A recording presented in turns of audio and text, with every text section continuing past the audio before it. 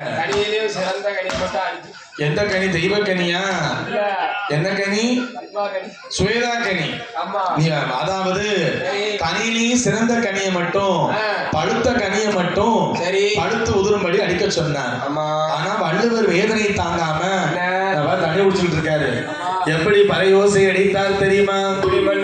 பூ இருக்க, பிஞ்சு இருக்க, காய் இருக்க, கனியிலையும் சிறந்த கனியை மட்டும் பழுத்து உதிரும்படி அடிக்க சொன்னார். ஆனா வள்ளுவர் எப்படி வேதனை தாங்க முடியாமல் பறையோசை அடித்தார் தெரியுமா?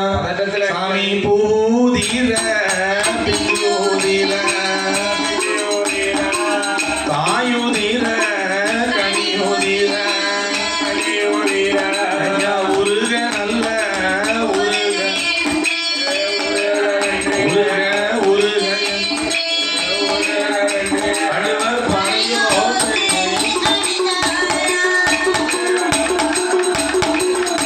உருக உருக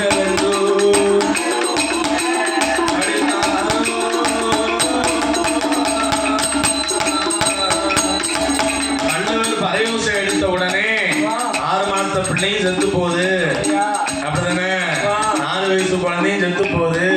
20 வயசு பையன் செத்து போறான். மணவடையில இருக்கக்கூடிய மாப்பிள்ளையும் செத்து போறான். 50 வயசு பாட்டியும் செத்து போறான். என்னது? கீழ தெருவுல சின்னாத்தா போறான், மேல தெருவுல பெரியாத்தாலும் சேர்ந்து போறான்.